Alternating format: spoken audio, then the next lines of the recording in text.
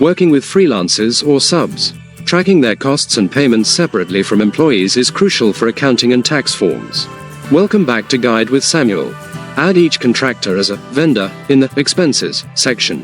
When you pay them, log an expense assigned to that vendor. Categorize it to an expense account like subcontractor labor or professional fees. Throughout the year, run the Expenses by Vendor report to see the total you've paid each one. This is your source data for issuing 1099 forms at year end. My crucial pro tip: tag expenses as billable if you're marking them up. If you're reselling a contractor's services to your client, marking up their rate, make sure to check the billable box and assign it to the client when you log the expense. This lets you easily add it to the client's invoice later. Keep your contractor finances clean and compliant.